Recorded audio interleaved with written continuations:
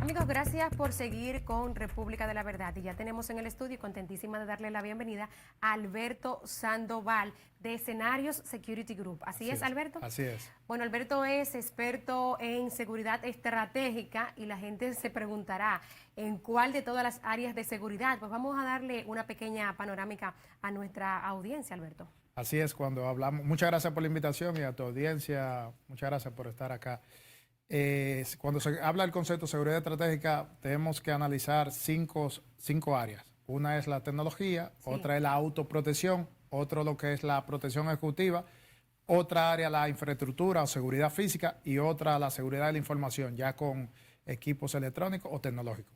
Te voy a hacer una pregunta quizá un poquito, que espero que no te resulte incómoda, pero ¿cómo es que siempre se da que la gente que trabaja en el área de seguridad, sobre todo cuando tiene que ver con protección física y hasta de cualquier otra área, me he dado cuenta, tiene esa fisionomía que tú tienes? ¿Qué es lo que pasa? ¿Es un tema de percepción para que la gente se sienta segura o qué? Quizá coincidencia, pero obviamente un ente de seguridad, a medida que se va formando, tiene que tener una condición, debe tener una condición física aceptable y que demande para poder contrarrestar el estrés que lleva a diario de pensar, Sí. moverse y eso, quizás eso. Bueno, pues hablando, no, de gente con una fisionomía fuerte y demás, empecemos con el tema que recién veíamos antes de irnos a la pausa, esta situación de David Ortiz y los detalles que conocimos el fin de semana de este periódico de Boston. Que otra de las cosas que señalaba, ya tú quizás pudiste escuchar lo que yo decía antes, es que los investigadores contratados por David Ortiz sostienen la tesis de que probablemente el sindicado narcotraficante César el Abusador haya querido matar a Sisto David Fernández, que era una de las personas que acompañaba a David ahí ese día y que se dijo en principio que lo quería matar a él y que lo confundieron con David Ortiz. Pues bueno, los investigadores de David dicen que César probablemente quería matarlo a ambos, porque dicen que Sisto empezó a denunciar y a traicionarlo y aprovecharse quizá por los celos y los inconvenientes que tenía con David y matarlo a los dos. Voy a señalar esta como una de las últimas informaciones del periódico, pero ¿cuál es tu valoración sobre el caso en general? Este caso es muy complejo y a raíz ahora de la divulgación del informe de la persona que contrató David Ortiz para que llevasen una investigación y la misma ha sido divulgada hace unas 48 horas.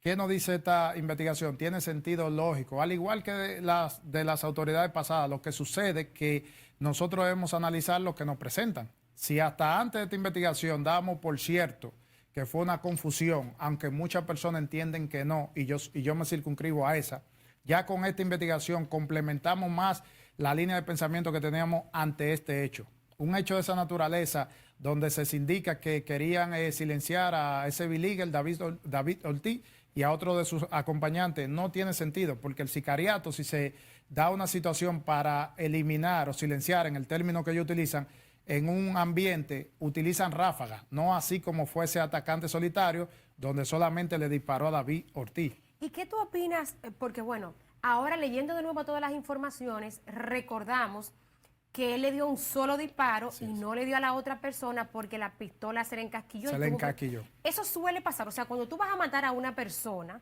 por encargo, bien pagado, no se suele estar como bien preparado. Eso es una posibilidad que haya pasado como se dijo. Así es, en ese hecho en cuestión, ese hecho criminal, muchas situaciones se presentaron extrañas, porque a un nivel de sicariato, primero, las armas de fuego a utilizar, segundo, la experiencia del tirador. Entonces vimos en uno de los hechos, analizando el vídeo, donde él le hace varios impactos y al primer disparo, que es el que sale, el segundo, como se conoce, se encaquilla el arma y entonces lo que le da que él salga huida, corriendo, pero pudo acribillarlo. Si el arma no se encaquilla, si no se tranca con uno de los casquillos, una de las municiones, pudo haber realizado 1, 2 o 3 disparos más. ¿Cuántas balas tiene una 9 milímetros? Esa arma que utilizaron ahí, la característica del cargador son de 9 municiones, 9 balas.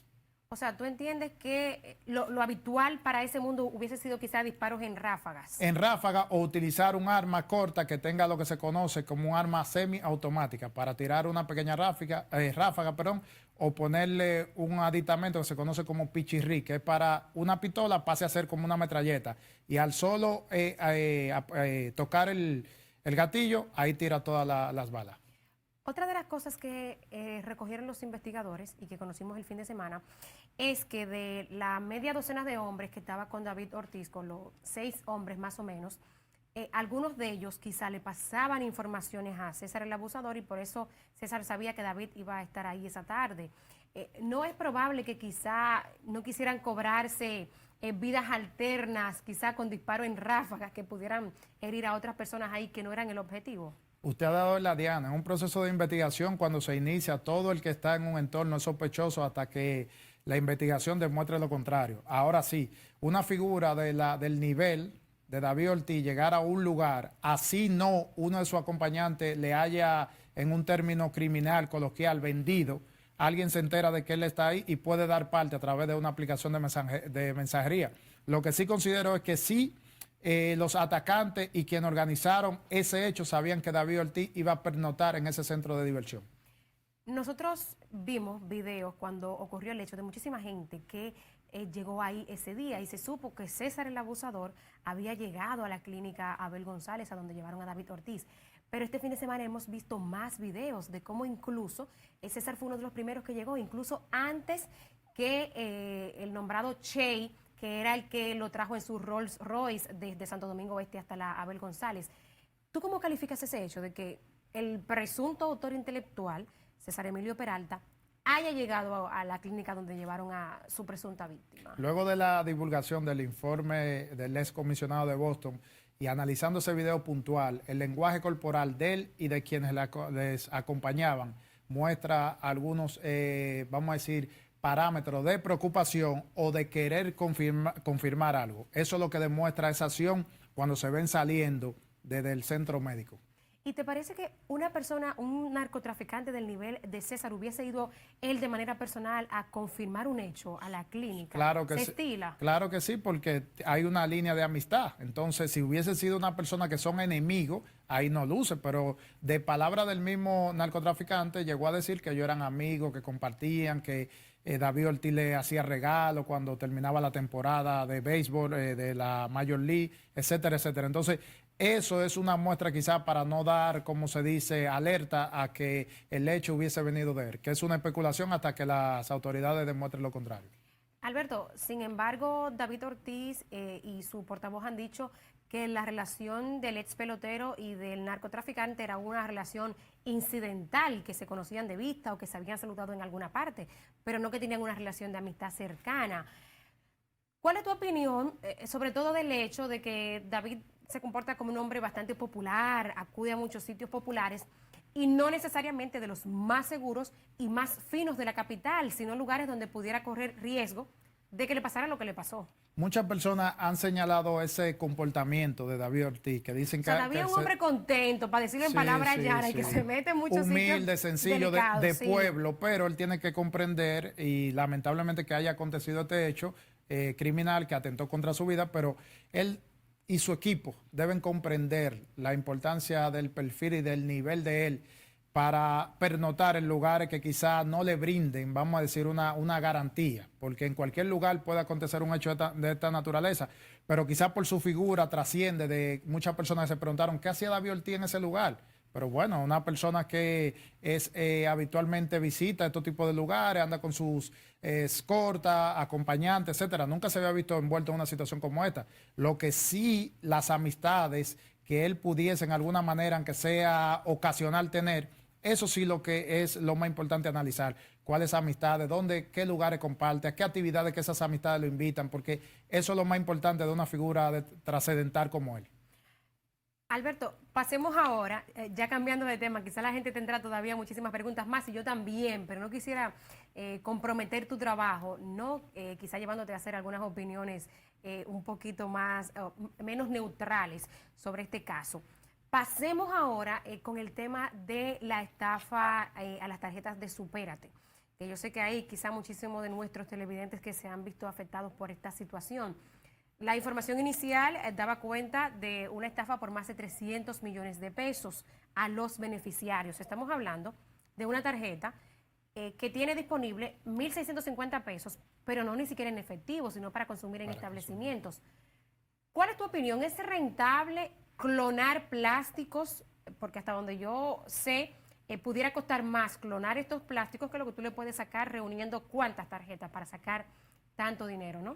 Bueno, más que el término que sí es rentable, el cibercrimen no tiene bandera. Al momento de ellos materializar un hecho y salirse en un término coloquial con la suya, lo hacen. Lo que sucede con esta estafa, que el robo de información, ¿verdad?, ha sido macro y lo hemos visto en los casos que las autoridades hasta ahora han divulgado por la magnitud. Se habla de más de 100 millones en estafa. Entonces, para materializar un hecho de 100 millones, imaginemos cuántas tarjetas, que lo que tienen un monto no más de 1.600 pesos, cuántas informaciones debieron adquirir para entonces clonarla en otro plástico y utilizarla. Entonces, eso es lo más importante en esto, no la cantidad, sino cómo accedieron, cómo tuvieron esa información para poder estafar al Estado Dominicano y a ese segmento poblacional que ha sido el más afectado, lamentablemente.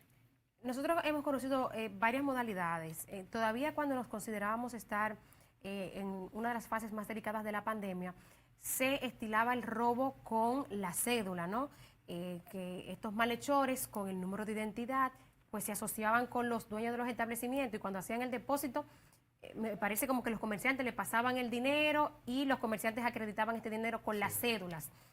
Pero ¿cómo se da ahora con las tarjetas?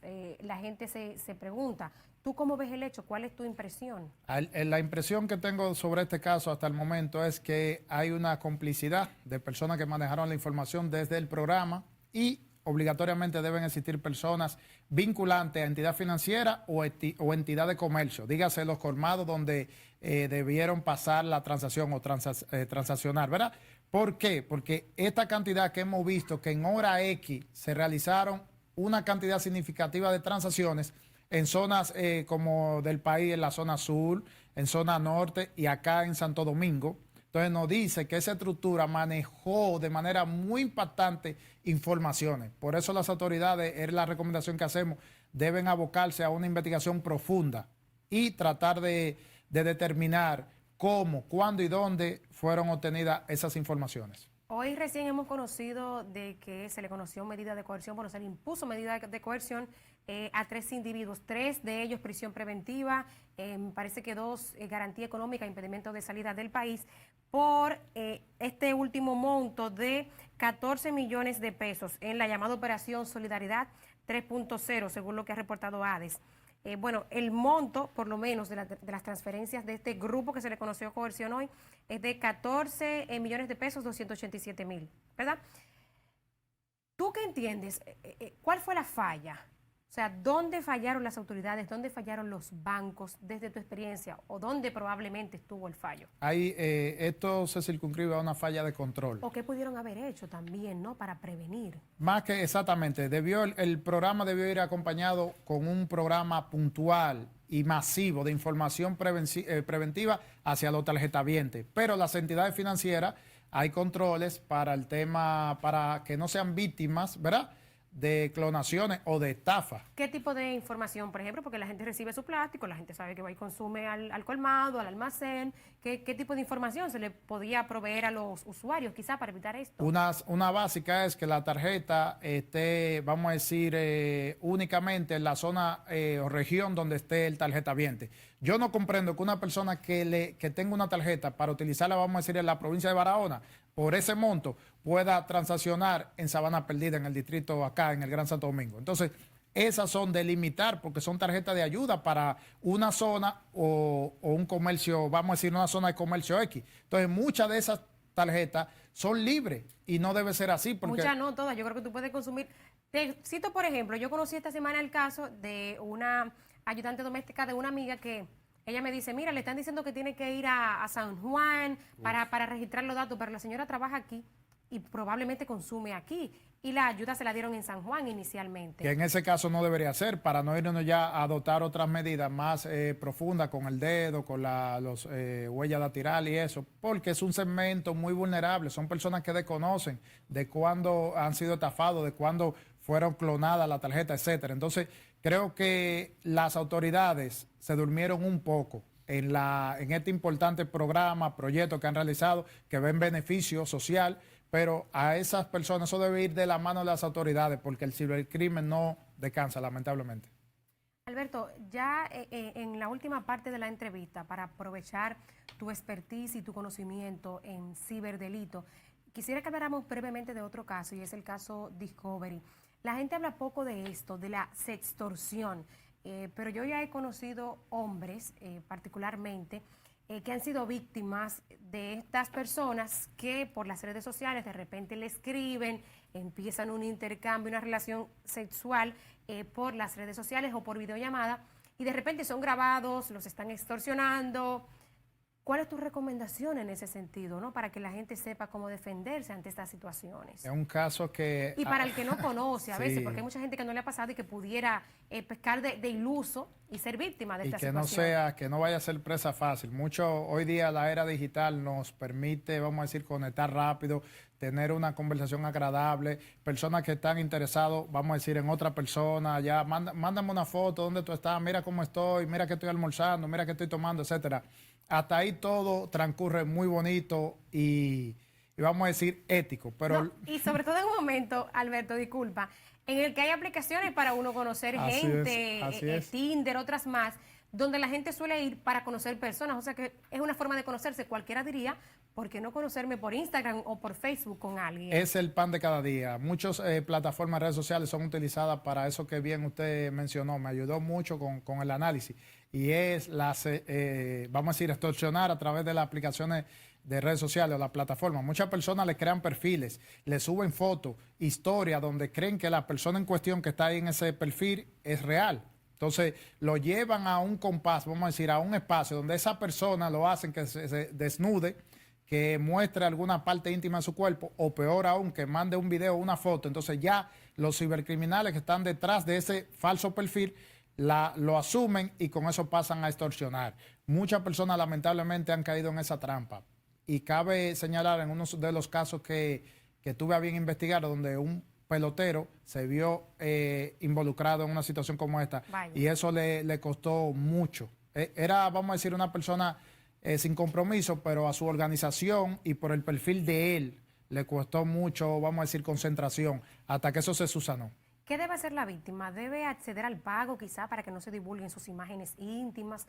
¿O cómo identificar estos hechos? Primera recomendación, yo le digo a las personas, tengan mucho cuidado, es lo primero, vamos a prevenir. Pero si el hecho se vio, vamos a decir, ya envuelto en una situación como esta, de parte a las autoridades. No se preste a dejarse extorsionar o chantajear, porque entonces es peor.